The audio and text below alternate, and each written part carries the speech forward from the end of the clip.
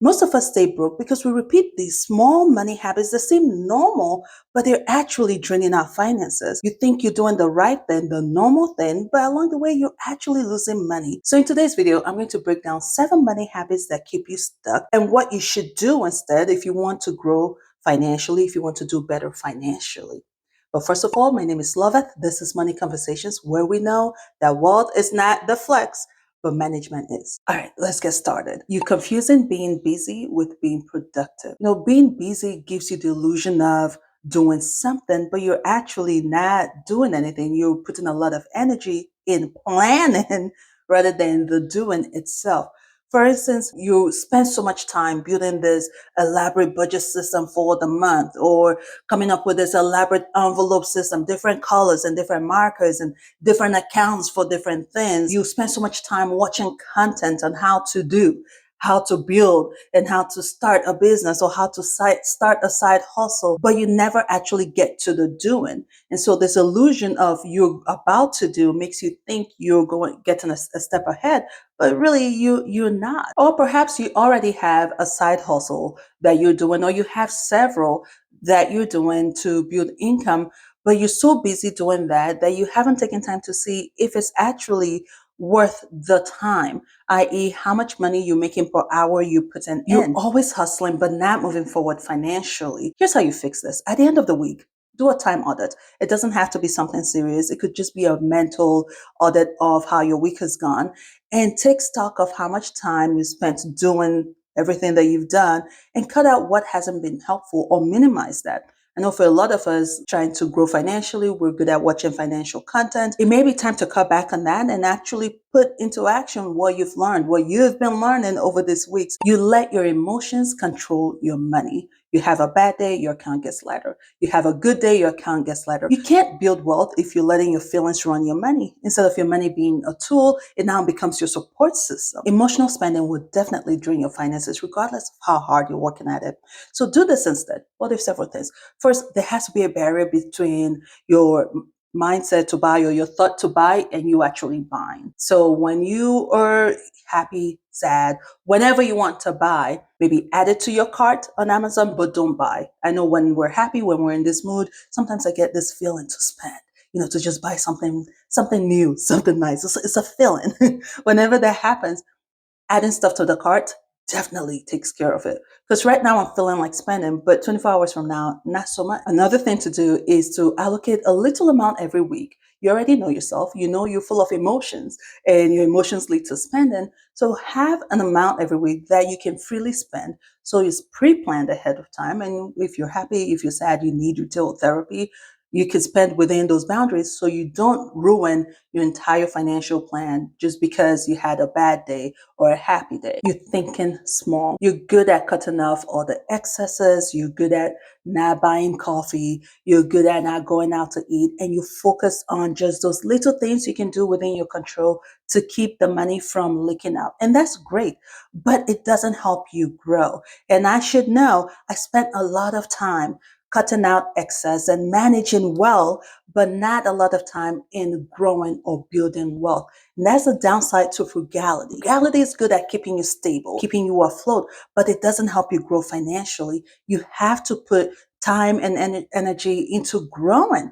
And you can only do that by either acquiring more income or investing the income you get, which is technically acquiring more income in a way. But if you keep that saving in your savings account, you're actually losing money because of inflation. That same amount is not worth as much in the future. So even with saving, you're losing money. It has to grow. So do this instead. Keep managing your money well. Keep cutting off the excesses. Ensure you're not letting the lifestyle creep come in, but focus a lot more of your time and energy into how to increase wealth. And so your savings, push that into a high yield savings account, at least for now, while we still have this high interest rate. Who knows how long it would last? But in the meantime, let the savings grow. Investing, that is another way to have your money work for you and grow rather than just sitting there and sitting idle, right? And when the economy does better, it's looking into something that pays more. We don't know what the landscape is going to look like. We don't know how AI is coming in. But either way, with the mindset of growth rather than just frugality, you can focus on when the economy is better, getting something that pays more. I hate saying side hustle because that's such a negative word now. It's another way to bring money in rather than just focusing on cut, and manage. Let's grow financially. You avoid money conversations. You avoid real money conversations because you're uncomfortable with it, be it with your partner or with your friends or with your parents or with your kids, depending on age, or with your boss. You're just uncomfortable with discussing money for whatever reason, be it how you were raised, be it circumstances, for whatever reason. You cannot build wealth if you cannot address financial issues, especially if it's with a partner. You're growing wealth together. You might as well do it now than later when things are bad and you then have to do it in the worst circumstance, right? Or with your friends, they want to borrow money or you borrow money, or they are constantly wanting to do stuff. You're financially not there, you can't do it, but you just don't want to have that conversation of I can't do it. And so you put it on credit or you put it on buy now, pay later, and just ruin yourself financially simply because you don't want to have that conversation. It's awkward and it's cringe. If you can't have those conversations, then you can't build wealth because these are things that drain your finances. You're just not discussing it. Not discussing it doesn't mean it's not happening or it's disappeared. So you might as well have the conversation, however awkward it is. So let me tell you what to do. When it comes to your friends, your partner, one, you could create an environment that makes it less awkward.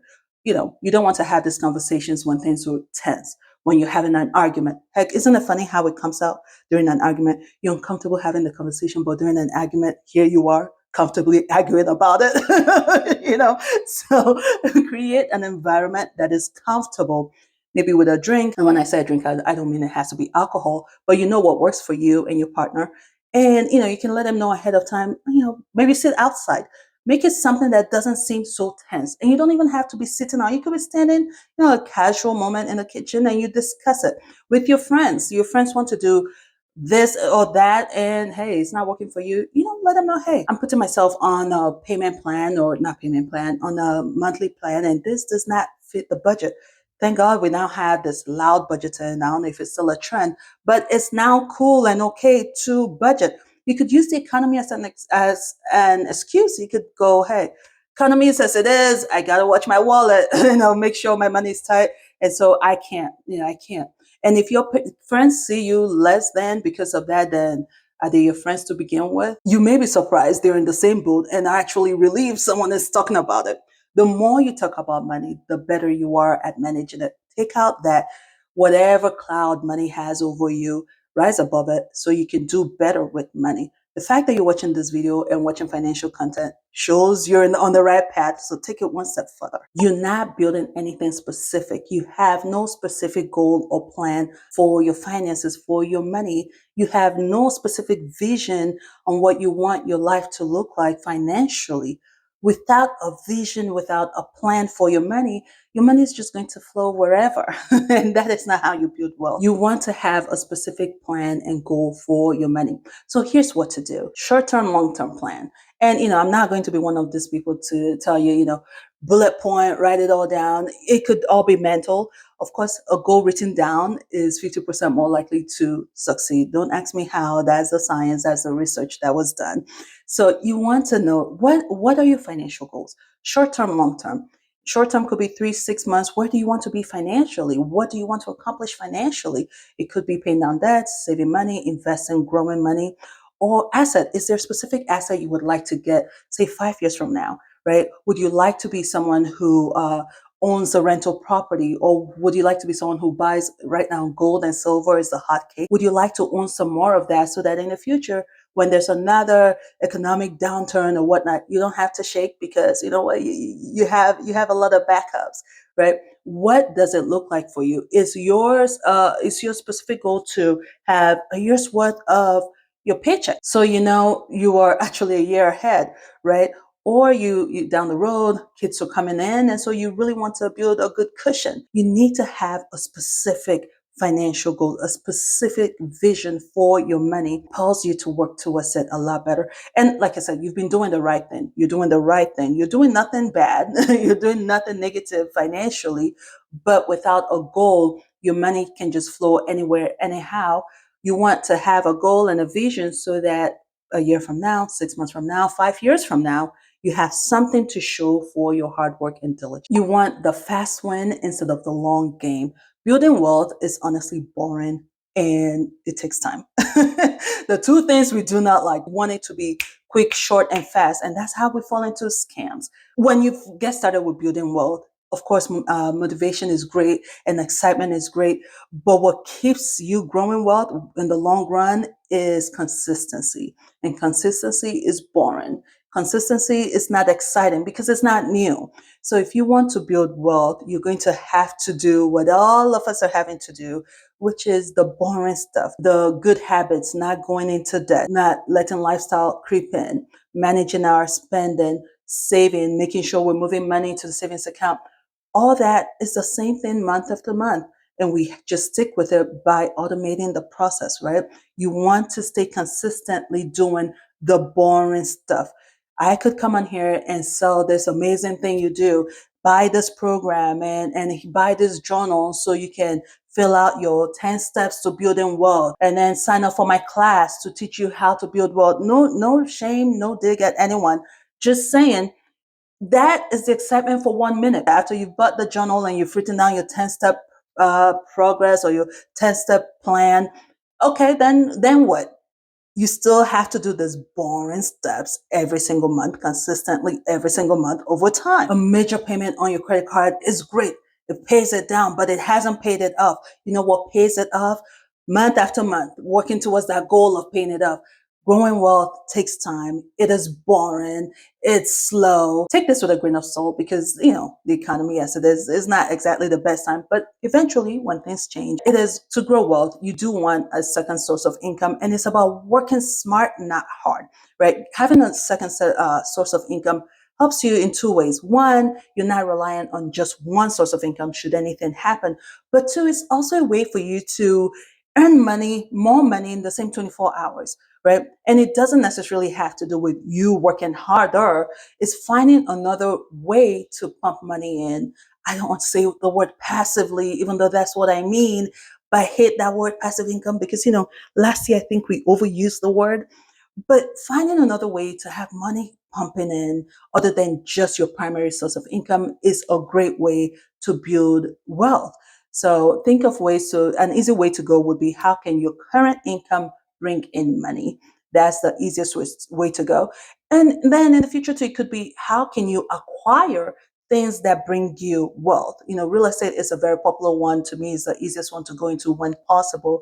So you can start now to start working financially to acquire real estate in the future. Or another easy way to go would be investments, right? It's all about how can you get money coming in the same 24 hours other than your single source of income. And metaphorically speaking, it's not like money is coming in every 24 hours, but eventually every month you have another source of income coming in.